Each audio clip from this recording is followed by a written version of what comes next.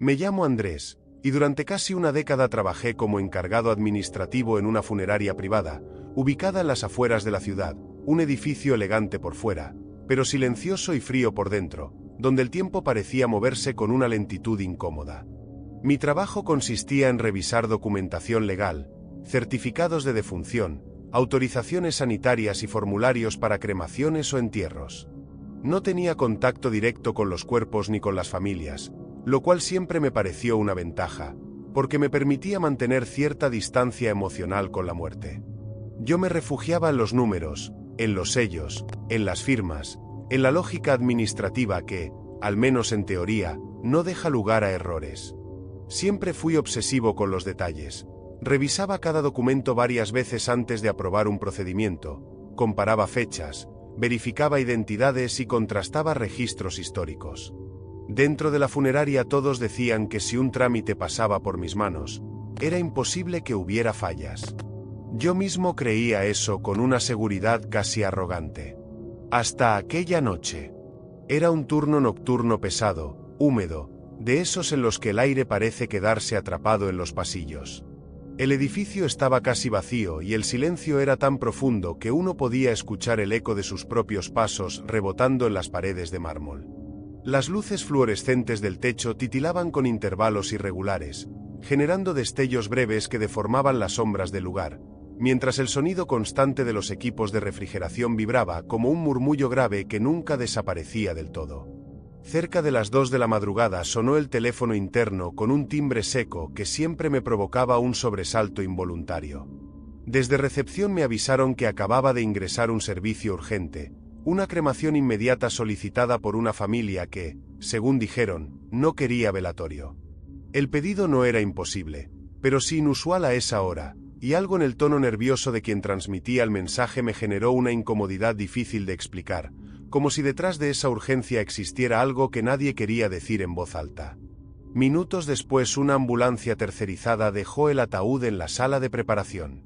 Los camilleros parecían apurados, hablaban en voz baja, evitando mirarse entre ellos, y cuando firmaron la entrega uno de ellos dejó caer la lapicera 2 veces seguidas antes de lograr sostenerla, como si le temblaran las manos.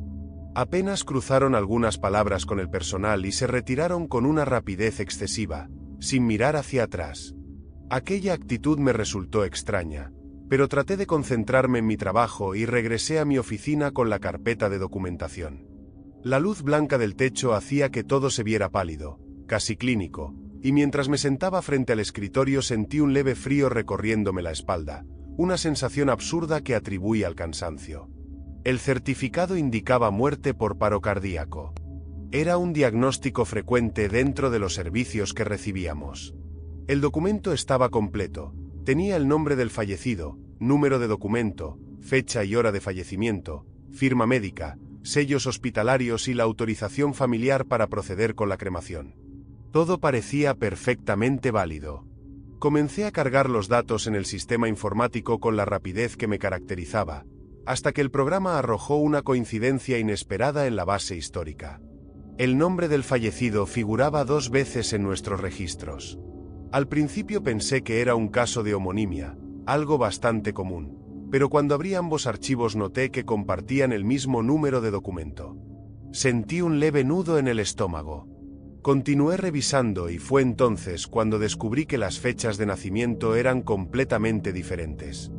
Revisé el certificado físico otra vez, comparé cada número lentamente, repasé los sellos, la tipografía, la tinta, intentando encontrar alguna irregularidad evidente, pero todo coincidía con uno de los registros mientras el otro parecía pertenecer a otra vida con la misma identidad, como si una persona hubiera existido 2 veces en momentos distintos.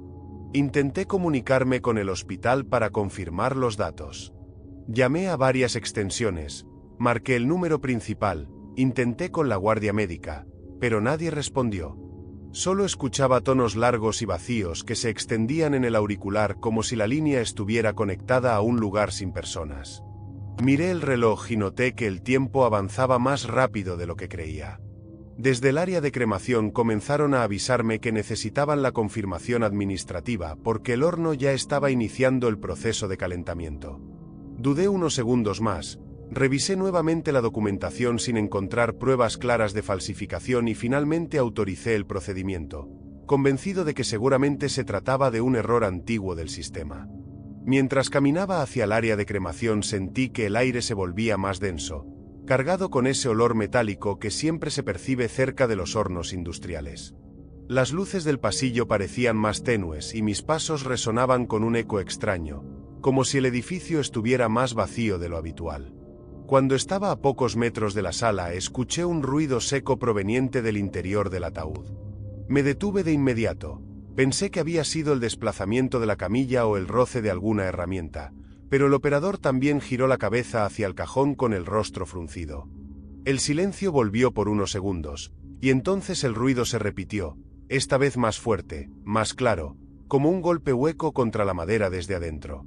El operador soltó una risa nerviosa y dijo que probablemente era expansión de gases, algo que podía ocurrir cuando los cuerpos reaccionaban a los cambios de temperatura, pero antes de terminar la frase se escuchó otro golpe, seguido de varios impactos rápidos que hicieron vibrar la tapa del ataúd. Sentí como el corazón me golpeaba el pecho mientras observaba el cajón moverse apenas sobre la camilla, y ordené detener el procedimiento sin pensarlo. Nos acercamos lentamente. El operador dudó, respiró hondo y me ayudó a levantar la tapa, y el aire que salió del interior estaba caliente y espeso.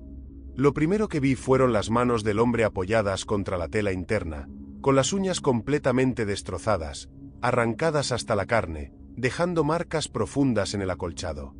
Sus dedos estaban torcidos, rígidos, como si hubieran luchado durante horas contra la madera. Su pecho se movía con espasmos débiles, casi imperceptibles, y sus labios temblaban intentando formar palabras que no lograban salir. Intentamos llamar a emergencias mientras el operador apagaba el horno, pero el sistema ya estaba en marcha y el calor dentro de la cámara continuaba aumentando. Fueron minutos caóticos, gritos, teléfonos cayendo al suelo, intentos desesperados por mantenerlo con vida, pero el hombre murió allí mismo, frente a nosotros, con los ojos abiertos y una expresión que todavía aparece en mis pesadillas, una mezcla de miedo, dolor y algo peor, la certeza de haber comprendido que nadie iba a salvarlo. Pensé que todo terminaría allí, que sería un error trágico, una negligencia administrativa, pero los días siguientes fueron aún peores. Cuando la policía comenzó a investigar descubrimos que el certificado de defunción era falso.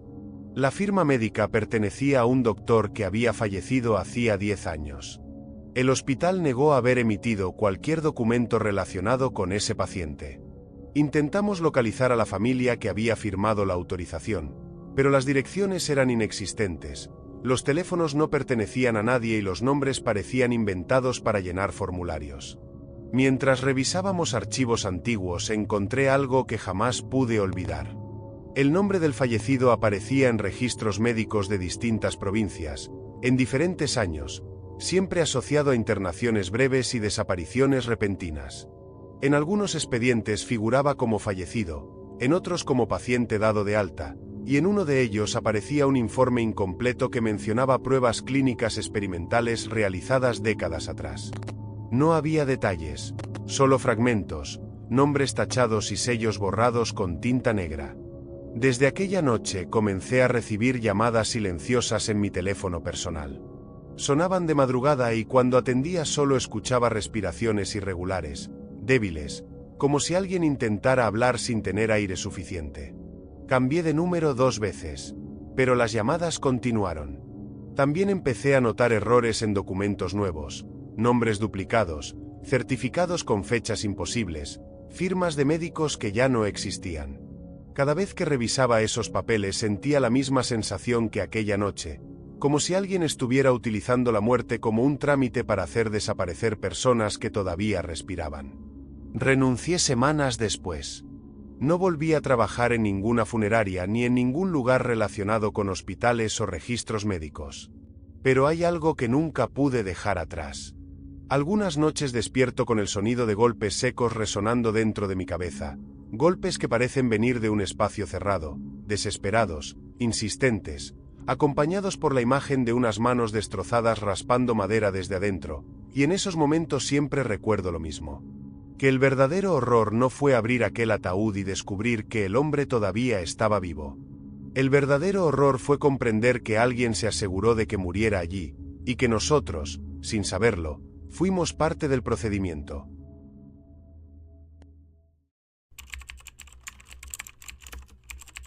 Me llamo Ricardo, tengo 42 años, y durante más de una década trabajé como asistente funerario en una funeraria antigua, ubicada en un barrio silencioso, un lugar donde el movimiento desaparece cuando cae la noche, y el edificio parece hundirse en una quietud pesada, que termina volviéndose parte de la respiración misma del ambiente. Mi trabajo siempre fue sencillo en apariencia: preparar salas de velatorio, trasladar ataúdes, acomodar flores, limpiar después de los servicios, y asegurarme de que todo estuviera listo antes de que llegaran las familias. Tareas que exigen respeto, paciencia y una capacidad extraña para convivir con el dolor ajeno, sin permitir que se adhiera a la piel. Durante años logré mantener una distancia emocional con todo lo que ocurría dentro del edificio, concentrándome en los movimientos repetitivos, que transformaban cada turno en una secuencia ordenada y predecible, hasta la madrugada en la que me asignaron limpiar la sala infantil, un espacio que rara vez se utilizaba, y que desde el primer día me generó una incomodidad difícil de explicar, como si el aire allí dentro fuera distinto. Aquella noche el edificio estaba casi vacío.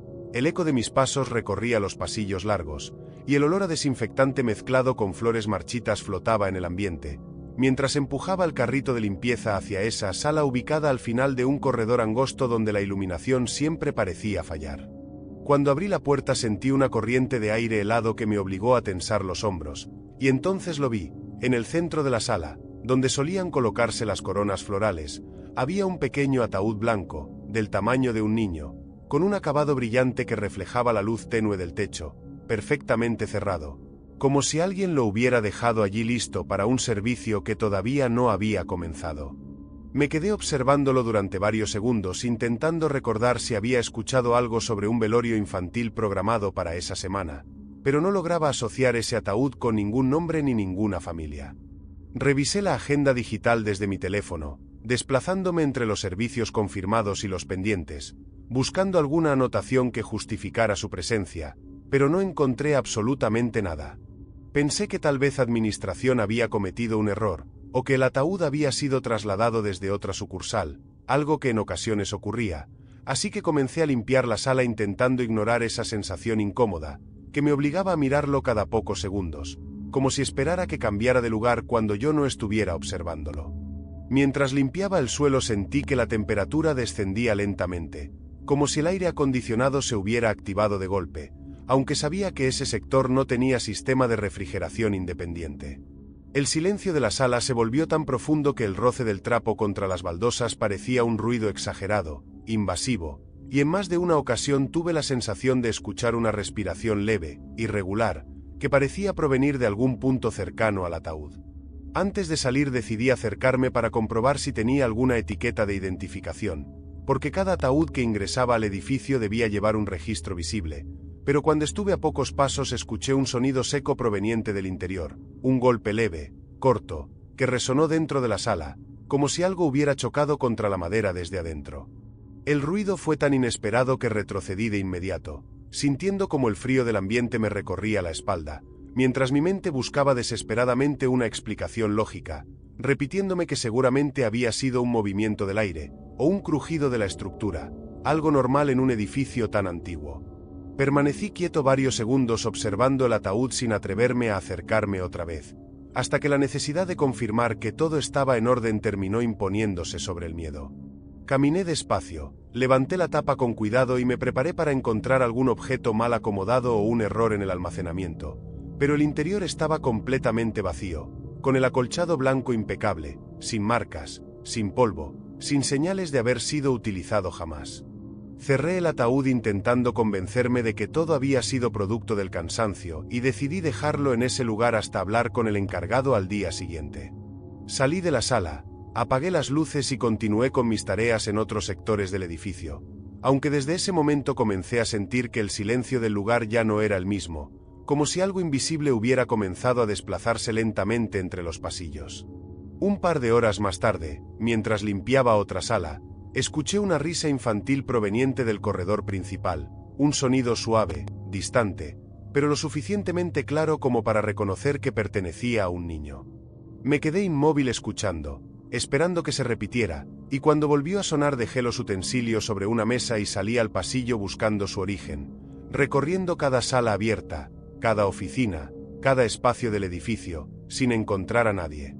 Mientras caminaba, la risa parecía desplazarse por el pasillo, manteniendo siempre la misma distancia, como si algo jugara a esconderse entre las sombras del edificio. Cuando regresé hacia la sala infantil noté que la puerta estaba entreabierta, aunque recordaba perfectamente haberla cerrado antes de irme. Empujé lentamente, encendí la luz y sentí que el aire dentro de la habitación se había vuelto aún más frío, más pesado, como si la sala hubiera permanecido sellada durante años. El pequeño ataúd blanco estaba abierto, con la tapa apoyada hacia atrás, y en el interior del acolchado se marcaba claramente la silueta hundida de un cuerpo pequeño, una forma definida que no estaba allí cuando lo había revisado horas antes, como si alguien hubiera permanecido acostado en su interior durante un largo tiempo, moviéndose lo suficiente como para dejar su contorno grabado en la tela. Mientras observaba esa marca sentí un escalofrío recorrerme el pecho, porque el acolchado parecía hundirse un poco más frente a mis ojos, como si el peso invisible de algo aún estuviera allí, respirando de manera lenta, casi imperceptible. Por un instante tuve la absurda sensación de que si acercaba el oído podría escuchar latidos, o el roce de una tela moviéndose contra el interior del ataúd. Cerré la tapa con un movimiento brusco y salí de la sala sin apagar la luz, convencido de que si permanecía un segundo más en ese lugar iba a escuchar algo que no podría olvidar jamás. Al día siguiente, impulsado por una inquietud que no me dejaba concentrarme, comencé a revisar archivos antiguos de la funeraria, pasando horas entre carpetas olvidadas y documentos amarillentos que nadie consultaba desde hacía décadas, hasta encontrar un expediente incompleto que hablaba de un incendio ocurrido 40 años atrás, cuando la funeraria anterior, construida en ese mismo terreno, había sido consumida por el fuego durante la madrugada, dejando varias personas fallecidas. Entre los nombres registrados figuraban adultos, y algunos adolescentes, pero al final del documento aparecía una anotación breve, que mencionaba el hallazgo de un niño sin identificar, cuyo cuerpo nunca fue reclamado por familiares, ni vinculado con ningún registro civil, quedando archivado como un caso inconcluso que con el tiempo fue olvidado, almacenado junto a decenas de expedientes que nadie volvió a revisar. En una hoja adicional encontré un detalle que me heló la sangre, una anotación escrita a mano, que indicaba que el cuerpo del niño había sido colocado provisionalmente en un ataúd blanco, mientras esperaban que alguien lo reclamara, pero el incendio posterior destruyó los registros físicos, y el ataúd desapareció entre los restos del edificio. Decidí hablar con el dueño de la funeraria, mostrándole el expediente y contándole todo lo que había visto en la sala infantil, esperando encontrar alguna explicación, pero su reacción fue distinta a lo que imaginaba. Apenas vio los documentos me pidió que los guardara, que dejara de investigar y que no hablara del tema con nadie, asegurando que ese terreno tenía un pasado que era mejor dejar enterrado, porque algunas pérdidas, cuando no encuentran cierre, buscan otras formas de permanecer. Intenté continuar con mi trabajo evitando la sala infantil durante el resto del día, pero cuando llegó la hora de cerrar el edificio me encontré recorriendo los pasillos apagando luces y verificando puertas, sintiendo una presión constante en el pecho, como si algo me siguiera desde la distancia. Mientras caminaba hacia la salida principal escuché claramente el sonido de pasos pequeños detrás de mí, un golpeteo suave contra el suelo que imitaba mi ritmo de caminar, obligándome a detenerme en medio del pasillo. El silencio regresó en el mismo instante en que me quedé quieto, tan profundo que podía escuchar el zumbido lejano de los equipos de refrigeración. Respiré hondo y retomé el camino intentando ignorar esa sensación de ser acompañado por algo que no podía ver. Pero los pasos volvieron a escucharse, más cercanos, más sincronizados con los míos, hasta que finalmente llegué a la puerta principal, y coloqué la llave en la cerradura con las manos temblorosas. En ese momento sentí una presencia muy cerca de mi espalda, tan próxima que el aire pareció congelarse a mi alrededor, y antes de girarme escuché una voz infantil, suave, frágil, cargada de una tristeza devastadora, preguntando con una calma desgarradora si ese día tampoco había venido su mamá a buscarlo. Después de esas palabras sentí un leve tirón en la parte trasera de mi uniforme, como si una mano pequeña intentara sujetarme para impedir que me fuera, y por un instante tuve la sensación de que algo apoyaba la cabeza contra mi espalda, esperando que yo respondiera. No me atreví a mirar atrás. Abrí la puerta y salí sin cerrar con llave, caminando sin detenerme hasta perder el edificio de vista, convencido de que si me giraba iba a encontrar algo que me seguiría para siempre.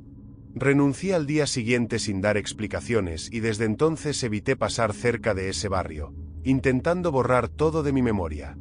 Sin embargo, con el paso del tiempo comencé a notar algo que todavía me cuesta admitir. Algunas noches despierto sobresaltado al escuchar pasos pequeños recorriendo el pasillo de mi casa, un sonido leve que se detiene justo frente a la puerta de mi habitación.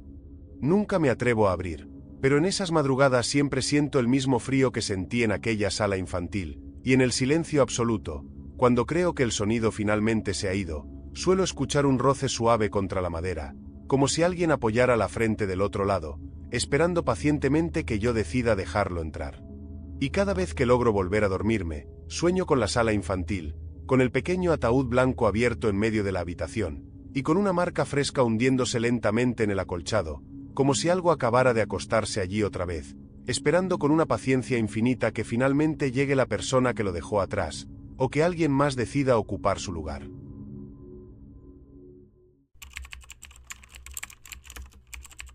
Me llamo Mateo, y durante 15 años trabajé en la misma funeraria, un edificio antiguo ubicado en una zona donde el ruido de la ciudad parecía desvanecerse apenas uno cruzaba la puerta principal, como si aquel lugar existiera en un ritmo distinto al del resto del mundo.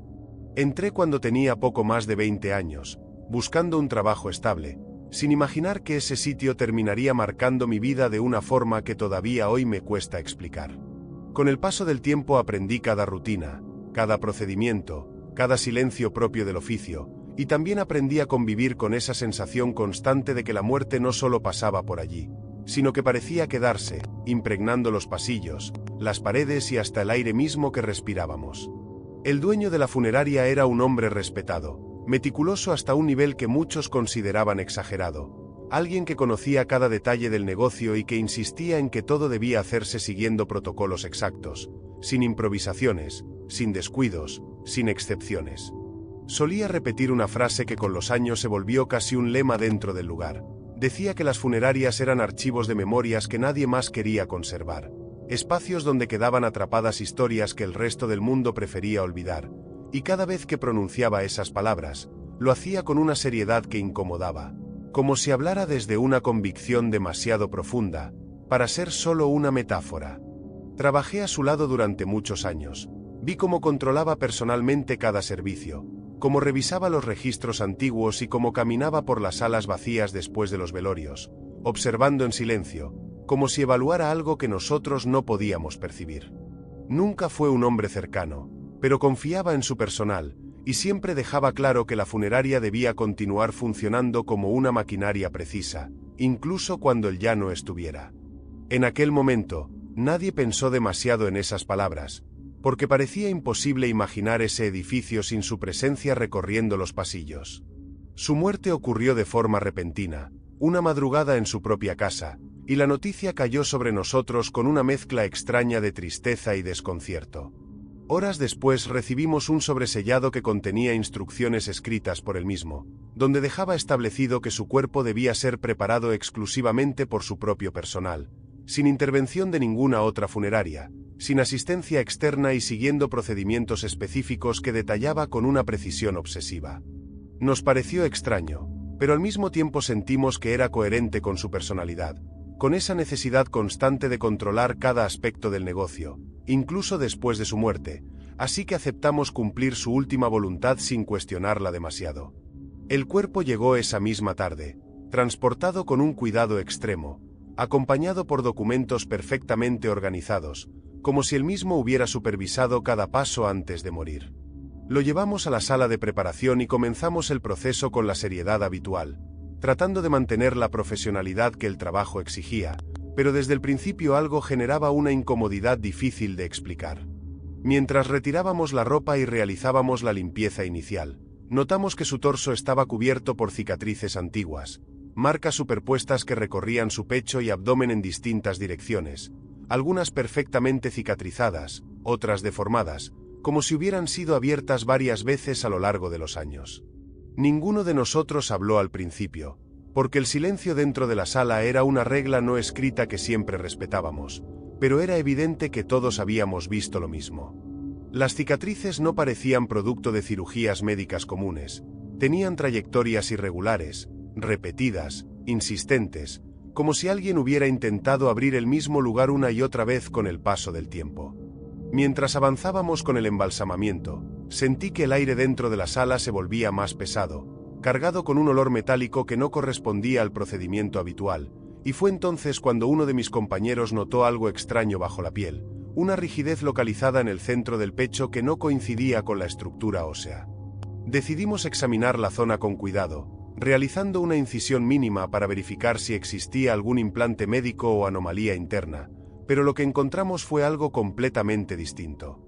Bajo la piel, cuidadosamente oculto y cosido con una técnica rudimentaria, había un pequeño sobresellado con hilo quirúrgico, colocado como si formara parte de su propio cuerpo, protegido bajo capas de tejido cicatrizado que indicaban que llevaba allí muchos años. Durante unos segundos nadie dijo nada, porque todos entendimos que aquello no era algo que debiéramos encontrar durante un procedimiento normal. Abrimos el sobre con una mezcla de curiosidad y temor que ninguno quiso admitir, y dentro encontramos fotografías antiguas, perfectamente conservadas, organizadas en un orden preciso. Eran imágenes de todos los empleados que habían trabajado en la funeraria a lo largo de las décadas, rostros que reconocíamos, algunos actuales, otros pertenecientes a personas que habían renunciado hacía mucho tiempo, y otros que recordábamos solo por historias incompletas, empleados que habían desaparecido de forma extraña, sin despedirse, sin dejar registros claros de su salida. Detrás de cada fotografía había una fecha escrita con tinta oscura y una única palabra repetida con exactitud inquietante: preparado. El silencio dentro de la sala se volvió insoportable, un silencio denso que parecía absorber hasta el sonido de nuestra respiración, y durante varios minutos ninguno de nosotros se atrevió a formular en voz alta las preguntas que inevitablemente comenzaban a aparecer en nuestras mentes. Decidimos continuar el procedimiento lo más rápido posible, no por respeto profesional, sino por una necesidad urgente de terminar aquello y salir de la sala, como si permanecer allí demasiado tiempo pudiera significar algo que ninguno quería descubrir. Cuando finalmente colocamos su cuerpo dentro del ataúd, acomodándolo con el mismo cuidado que él había exigido siempre para cada servicio, ocurrió algo que todavía hoy me cuesta recordar sin sentir un frío recorriendo mi espalda. Mientras ajustábamos la tela interna, su mandíbula se movió lentamente, abriéndose con un crujido seco que resonó en toda la sala, y de su boca salió un sonido áspero, prolongado, parecido a un suspiro que parecía contener más aire del que un cuerpo sin vida debería poder liberar. En ese mismo instante la temperatura del ambiente descendió de forma brusca, haciendo que el vaho de nuestra respiración se volviera visible frente a nosotros, y todos retrocedimos al mismo tiempo sin poder disimular el miedo que nos paralizaba. Cerramos el ataúd sin decir una sola palabra y abandonamos la sala con la sensación de que algo había quedado observándonos desde el interior, algo que no correspondía al cuerpo que acabábamos de preparar.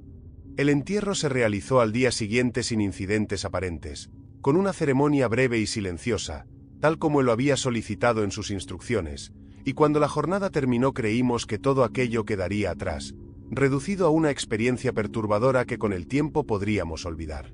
Pero a la mañana siguiente, cuando abrimos la funeraria, encontramos un nuevo expediente perfectamente colocado sobre el escritorio principal de la oficina administrativa, un documento que ninguno de nosotros recordaba haber dejado allí la noche anterior. Era un contrato laboral, redactado con el mismo formato que el dueño utilizaba para cada nueva contratación, con sellos oficiales, firmas impresas y condiciones detalladas con la misma precisión obsesiva que siempre lo había caracterizado. El nombre escrito en el encabezado pertenecía a uno de nosotros, uno de los empleados que había participado en la preparación de su cuerpo, y la fecha de inicio laboral coincidía exactamente con el día de su entierro.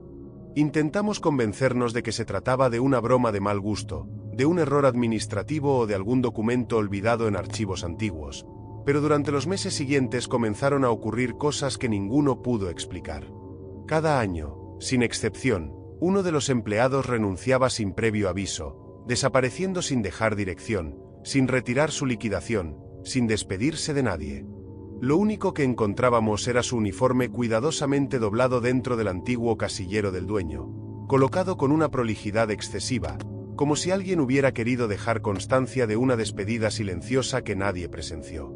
Con el tiempo, aprendimos a temer el momento en que uno de esos casilleros volvía a aparecer ocupado, porque siempre significaba lo mismo. Semanas después de cada renuncia, revisábamos el sobre que habíamos vuelto a cerrar y guardar en la oficina principal, y siempre encontrábamos una nueva fotografía agregada al conjunto, una imagen reciente del empleado que había desaparecido, con una fecha escrita en la parte posterior y la misma palabra que aparecía en todas las demás: preparado. Yo fui uno de los pocos que permaneció allí durante más tiempo del que debería, observando cómo el sobre se volvía cada vez más grueso, como los nombres comenzaban a repetirse en conversaciones susurradas que nadie quería terminar, y como la presencia del dueño parecía mantenerse intacta en cada rincón del edificio, como si la funeraria siguiera funcionando bajo su supervisión silenciosa. Renuncié cuando comprendí que tarde o temprano mi fotografía también aparecería dentro de ese sobre, acompañada por una fecha que alguien ya habría decidido escribir. Nunca regresé a ese lugar, pero hay noches en las que despierto convencido de que olvidé algo importante dentro de la funeraria, algo que sigue esperándome en el interior de un sobre oculto bajo la piel de alguien que todavía no sabe que su contrato ya fue firmado, sellado y archivado, en un registro que nadie más puede ver, pero que sigue creciendo, paciente, ordenado, como si la funeraria continuara ampliando su personal, incluso después de que todos sus empleados hayan dejado de pertenecer.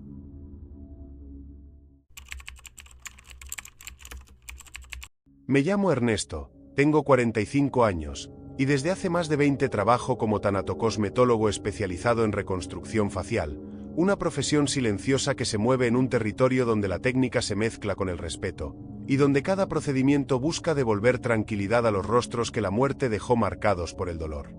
Con el tiempo aprendí a observar los cuerpos como proyectos de restauración, porque entendí desde mis primeros años que permitir que la emoción interfiriera en el trabajo podía destruir la precisión que exige cada intervención, y en este oficio, un error pequeño puede alterar por completo la despedida de una familia. A lo largo de mi carrera trabajé con víctimas de incendios, accidentes violentos, derrumbes y situaciones donde los rostros llegaban convertidos en superficies imposibles de reconocer, y aún así siempre encontraba la manera de reconstruirlos, capa tras capa, buscando devolver una expresión serena que permitiera recordar a la persona tal como fue en vida. Era un trabajo que realizaba con orgullo, convencido de que dentro de esa tarea existía una forma silenciosa de acompañar el duelo de otros. Sin embargo, hace 2 años recibimos el cuerpo de una mujer joven cuyo caso terminó por romper todas las barreras mentales que había construido durante décadas. Había desaparecido durante varias semanas antes de ser encontrada en un terreno baldío ubicado en las afueras de la ciudad, un lugar donde el viento levantaba polvo constantemente y donde el cuerpo había permanecido expuesto a la intemperie durante un tiempo que los forenses no lograron establecer con precisión.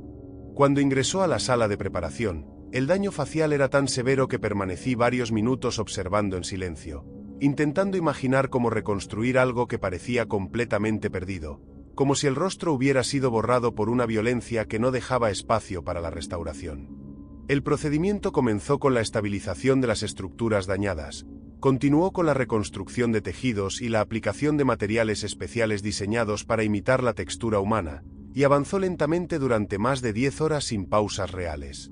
Mientras trabajaba, empecé a sentir una presión constante en la espalda, una sensación incómoda que no podía describir como miedo, sino como la impresión persistente de que alguien permanecía detrás de mí observando cada movimiento con una atención absoluta.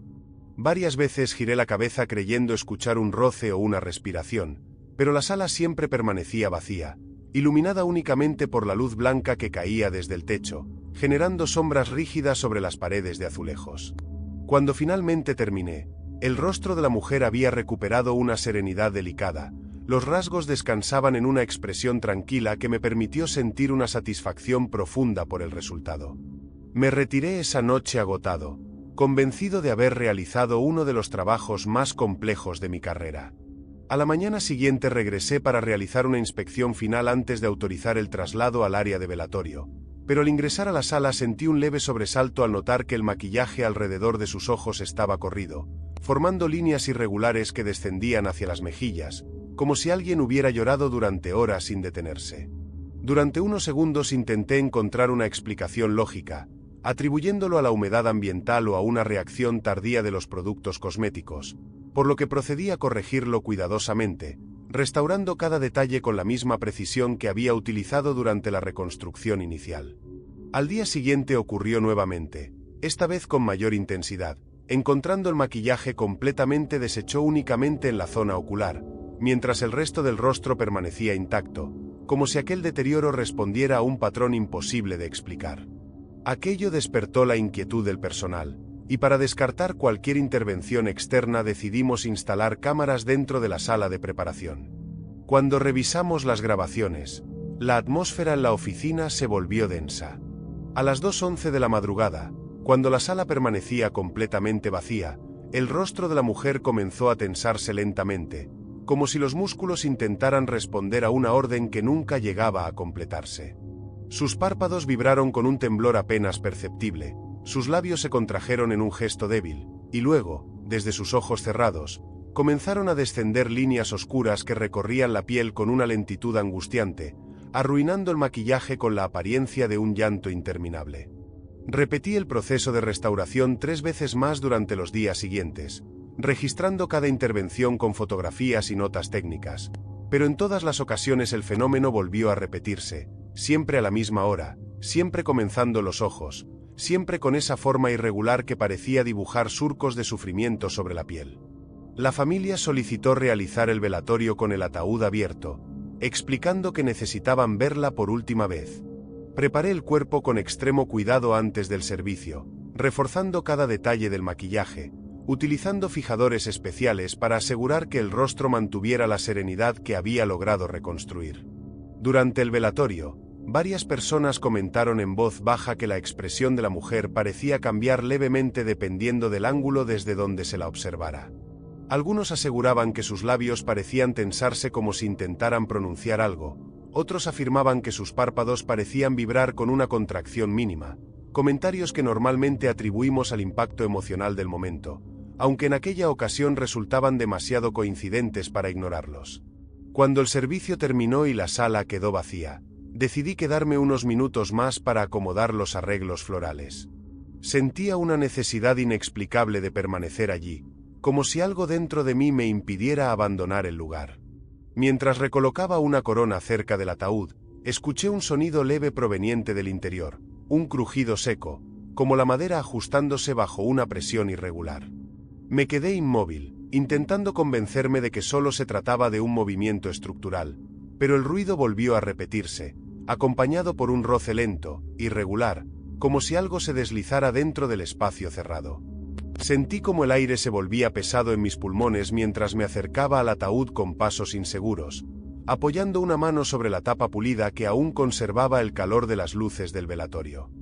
Entonces percibí una vibración débil bajo la madera, un movimiento casi imperceptible que parecía recorrer la superficie desde el interior, acompañado por un sonido áspero, semejante al roce de aire forzado a pasar por una garganta dañada. No eran palabras claras, sino una secuencia de sonidos quebrados que se repetían con un esfuerzo desesperado, como si alguien intentara formar un mensaje que no lograba completarse. Aquella respiración irregular parecía arrastrarse contra la tapa del ataúd, deteniéndose y volviendo a comenzar, cada vez con menos fuerza, cada vez más cerca del silencio absoluto. Sentí como el temblor atravesaba la madera hasta llegar a mi mano, una vibración tenue que transmitía la sensación de que del otro lado algo permanecía consciente, atrapado en un espacio donde el sonido no podía existir. Permanecí allí varios segundos, paralizado entre el impulso de abrir el ataúd y el terror de confirmar que aquel movimiento no tenía explicación posible. Finalmente el ruido se detuvo, desapareciendo de forma abrupta, como si la presencia se hubiera agotado en su intento por manifestarse. Me alejé lentamente, observando el ataúd sin atreverme a abrirlo, mientras una sensación de culpa y angustia comenzaba a mezclarse dentro de mí, como si aquello no hubiera sido un intento de comunicación, sino una advertencia silenciosa que había llegado demasiado tarde. Semanas después investigué el caso a través de contactos dentro del ámbito forense, descubriendo que la investigación criminal continuaba abierta, sin sospechosos ni avances claros sobre su desaparición.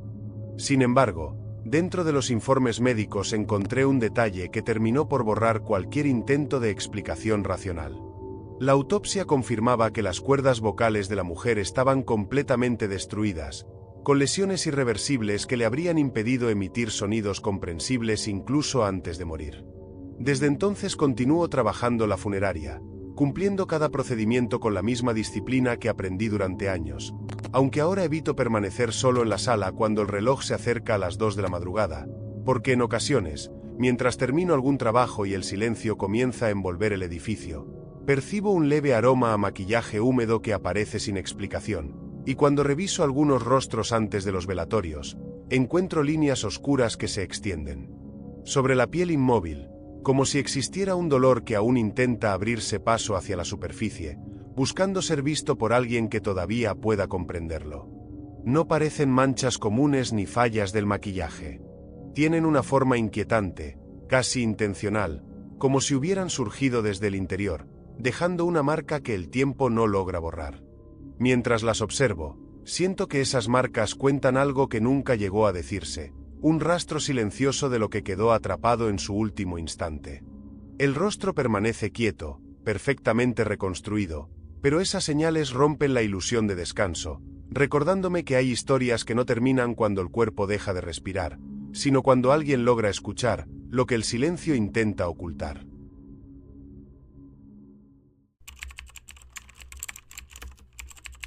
Me llamo Leonardo Acosta, tengo 38 años, y desde hace 9 años trabajo como encargado del área de refrigeración, en una funeraria ubicada en una zona tranquila de la ciudad, un lugar donde el movimiento disminuye cuando cae la noche, y el silencio se vuelve parte del ambiente, algo que con el tiempo aprendí a considerar normal. Mi turno comienza cuando la mayoría del personal se retira, y durante esas horas mi responsabilidad consiste en recibir los cuerpos que llegan desde hospitales, morgues o servicios forenses, verificar sus datos, registrar su ingreso y acomodarlos dentro de los compartimientos metálicos que mantienen la temperatura estable. Un procedimiento mecánico que siempre ejecuté sin pensar demasiado, porque entendí desde el principio que involucrar emociones en ese trabajo era el camino más rápido. Nunca me sentí cómodo teniendo contacto directo con los difuntos, por eso desarrollé una rutina donde todo se basaba en etiquetas, registros y números de identificación, evitando observar rostros o detenerme en detalles que no fueran necesarios para cumplir con mis tareas. Durante años esa forma de trabajar me permitió mantener cierta distancia emocional, una barrera invisible que convertía cada turno en una secuencia ordenada de movimientos repetidos, previsibles, casi tranquilos, hasta la madrugada en la que recibimos un cuerpo que no tenía nombre, ni historia conocida, ni señales de pertenecer a alguien que pudiera ser reclamado. Aquella noche el aire era particularmente frío, y la humedad del exterior se filtraba por las paredes del subsuelo, cuando el vehículo del servicio forense llegó sin encender las luces del patio trasero, como si el conductor quisiera evitar llamar la atención. 2 empleados descendieron una bolsa negra con movimientos lentos y calculados, dejándola sobre la camilla de acero mientras me entregaban el expediente, que apenas contenía un número asignado, y una breve descripción sobre el hallazgo del cuerpo en una carretera, en condiciones avanzadas de deterioro, algo que dentro de mi experiencia no resultaba extraño, porque muchos ingresos nocturnos llegaban en circunstancias similares, con historias incompletas que nunca volvían a investigarse. Firmé la recepción, ajusté mis guantes, y empujé la camilla hacia el sector de refrigeración, mientras el ruido de las ruedas resonaba contra el suelo pulido y el olor que escapaba del plástico grueso, me recordaba que, por más años que llevara en ese lugar, había sensaciones imposibles de ignorar por completo. Revisé los espacios disponibles dentro del sistema, encontré libre el compartimiento número 14, y deslicé la bolsa con cuidado hasta acomodarla en el interior, asegurándome de que quedara centrada, alineada con la bandeja metálica, un gesto automático que repetía con cada ingreso.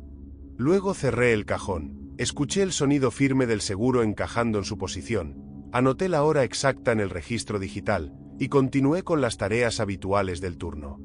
Pasaron un par de horas sin novedades, hasta que regresé al área para verificar que la temperatura se mantuviera estable, caminando entre las hileras de compartimientos mientras el vapor de mi respiración se elevaba lentamente frente a mi rostro. Fue entonces cuando noté que el cajón 14 estaba apenas entreabierto, lo suficiente para que una delgada línea de luz escapara desde el interior y dibujara una marca pálida sobre el suelo.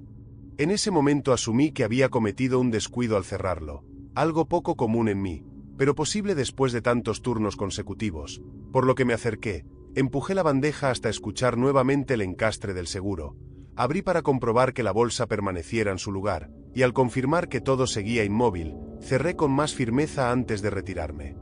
Cerca de las 4 de la madrugada volví a ingresar al sector, con la intención de realizar el último control antes del relevo matutino, pero al cruzar la puerta sentí una sensación extraña, como si el ambiente se hubiera vuelto más denso, más silencioso de lo habitual.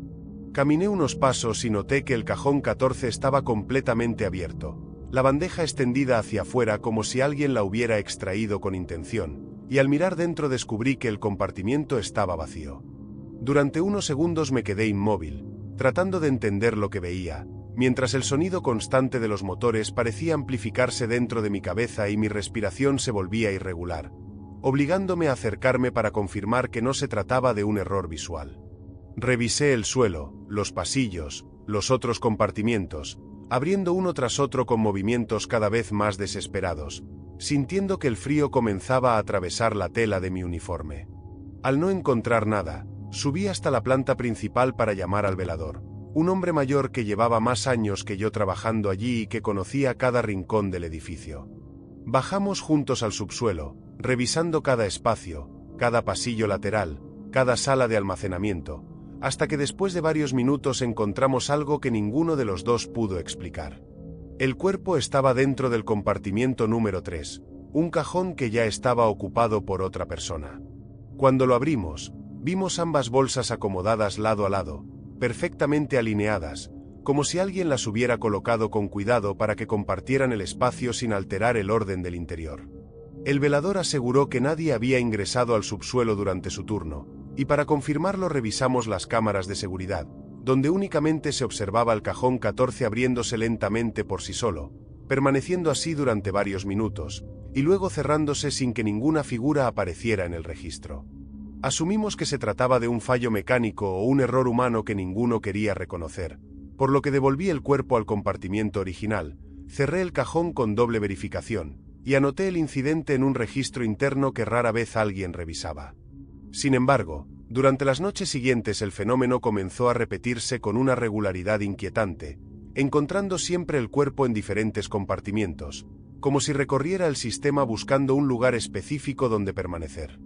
Al tercer día, mientras revisaba planos antiguos del sistema de refrigeración para descartar fallas estructurales, descubrí que el compartimiento 14 tenía una marca distinta en los esquemas originales, acompañado por una anotación antigua que lo señalaba como un espacio destinado a retiros especiales, una expresión ambigua que no aparecía en ninguna otra parte del edificio.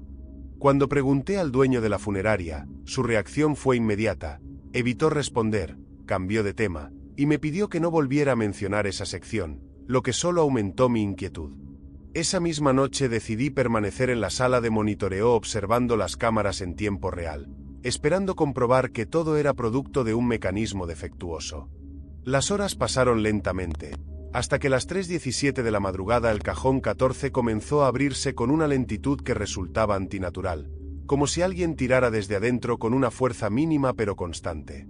Observé cómo la bolsa negra se deslizaba hacia el borde, cayendo al suelo sin producir un sonido perceptible, y luego comenzó a arrastrarse sobre el piso, avanzando con movimientos irregulares, como si algo dentro intentara orientarse sin tener control total sobre el cuerpo que contenía.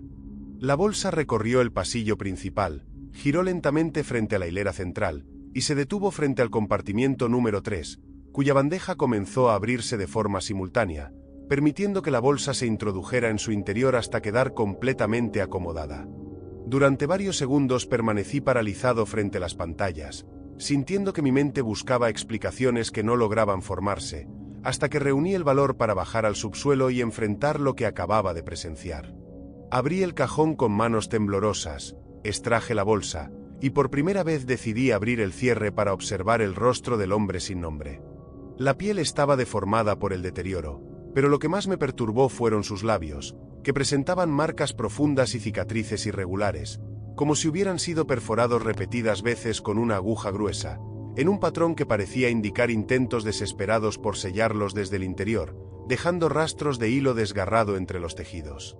Días después, Presionado por la insistencia y el miedo evidente que comenzaba a afectar mi trabajo, el dueño de la funeraria aceptó contarme una historia que, según él, pertenecía a los registros más antiguos del lugar.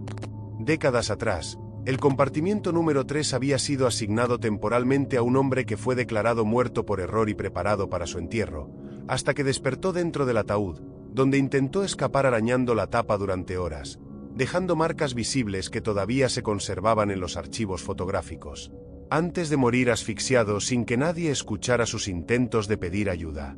El cuerpo sin nombre, según los informes policiales, había sido encontrado enterrado parcialmente en el terreno donde alguna vez estuvo esa tumba, como si la tierra misma lo hubiera expulsado hacia la superficie.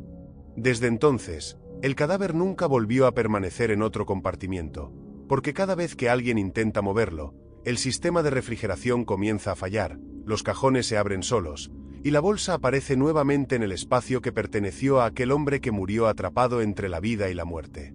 Hoy sigo trabajando la funeraria, cumpliendo mis turnos como siempre, registrando ingresos, verificando etiquetas, manteniendo la rutina que durante años me dio tranquilidad, aunque ahora evito mirar el cajón número 3 cuando paso frente a él, porque incluso sin abrirlo puedo escuchar, en medio del zumbido de los motores, un sonido leve, constante, como el roce de uñas contra una superficie cerrada, repitiéndose con la paciencia de alguien que todavía intenta salir.